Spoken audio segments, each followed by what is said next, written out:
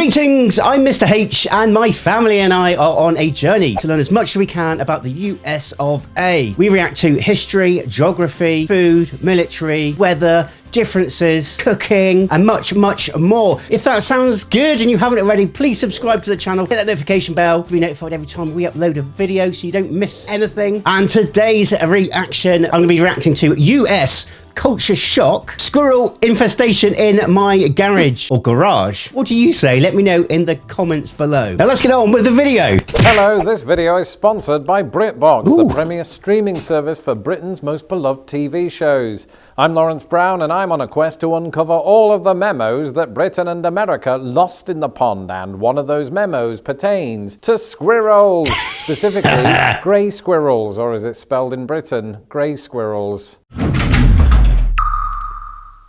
Approximately 57 years ago, at the beginning of 2023, you may recall that I did a video in which I showed you around my garage, and in that very video, I briefly mentioned that we inherited a squirrel problem. I also incorrectly informed you that that problem had been taken care of. Because over the last few weeks and months, amid becoming a US citizen, buying my first American house, and letting a dog enter my life, we've also had to deal with the inimitable sound of rodents scratching at wood. And that's fine when they're out there in their natural habitat, climbing trees and eating nuts, but it's not so fine when they're in here and eating the roof. That's right, this infestation of grey squirrels has been happening. It's not just that, it's the electrics and all the different pipes and things. The industry I'm in is pest control. We supply various products to various pest controllers, and yeah, grey squirrels is quite a problem. They're not actually native. There are control methods for them over here, but yeah, they can do a lot of damage.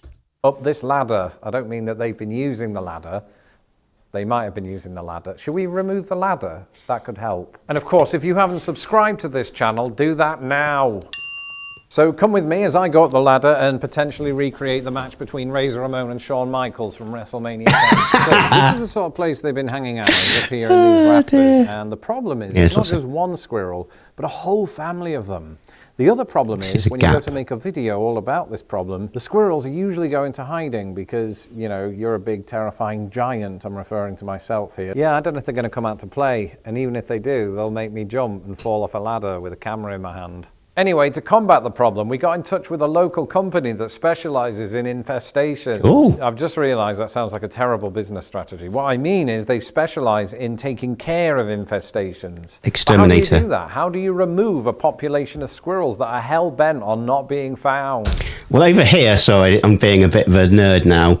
There's a hierarchy, so if there is a chemical approach, depending on where you are, I think chemicals have been banned now over here, but normally chemical would be the last resort, but normally it's like proofing, live catcher traps as well, housekeeping, things like that, trimming away any potential trees so they could jump across. Well, one thing that they've done is to install these traps. Yes, the traps themselves contain walnuts, which is a great way of luring the squirrel, or me, after midnight. And once the squirrel enters, there's a little mechanism right there that closes the trap, and then they can be removed. And that raises the question, couldn't this just go on indefinitely? Might an infinite number of squirrels keep entering my garage and entering those traps? What am I going to do? Call the beaver people, as they're affectionately known to me, every single time it happens from now until the end of time? No, because the thing is, the beaver people, or the infestation company, have instituted a supplementary tactic in which we can measure whether or not squirrels are entering or exiting the garage. At first, they were coming in through this window, but thankfully, the people that installed our... You can use, so I'm being a real geek now. I'm being such a geek now. You can get something called tracking dust,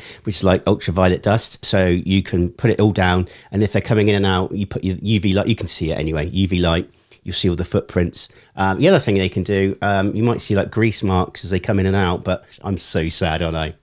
Our garage door were kind enough to nail this piece of wood to the window. And so far, they haven't chewed through it. And by that, I mean the squirrels, not the garage door people. We thought this fixed the problem. It didn't. So when the beaver people turned up for the very first time, the absolute first thing they did was check the garage for openings. Thankfully, no daylight was coming in through the roof. So too, the other windows. I've just realized there's a lot of daylight, but there are no holes. And then it dawned on them. The garage door. Yeah. There's a bad transition. So to keep tabs on whether squirrels have been coming in or going out of the garage, the beaver people put these bits of card and paper in there. If the next day these bits are still there, we know that the squirrel has not been going through the hole. The longer this goes on without any squirrels in the trap, Bob's your uncle. You've solved the problem. I wish it was that easy.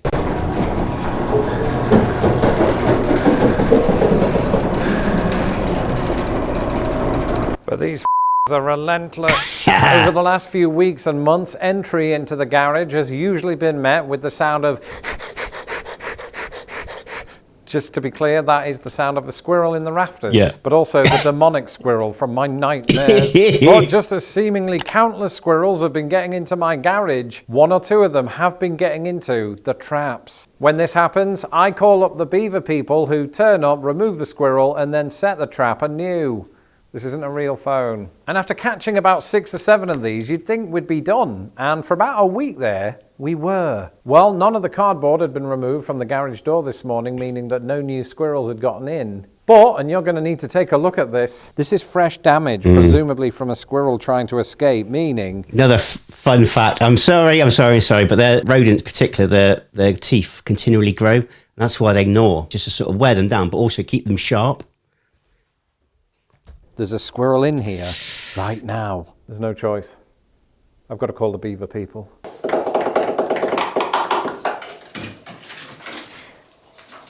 grab the net. Run over there and grab the net. Yeah, he went over there.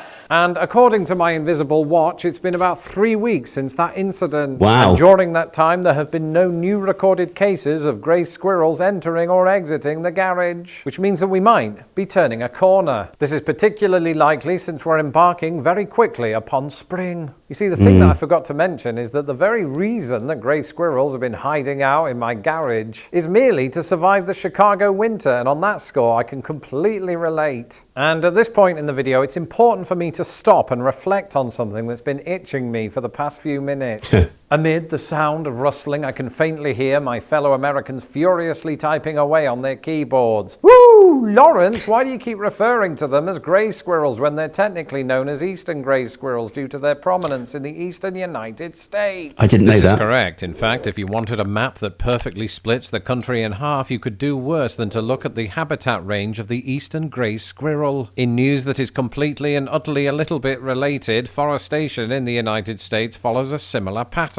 But the eastern grey squirrel range map from a moment ago is incomplete. To see the entire picture, you'd have to pinch out to view the whole planet. Where once such a map indicated a habitat found only in North America, this all changed 150 years ago. It was then that some clever Burke decided to send grey squirrels to Great Britain and other parts of Europe. Thanks in no small part to humans, grey squirrels ended up pushing out our beloved red squirrels to the point where most of them ended up in a place where red hair is thankfully quite popular.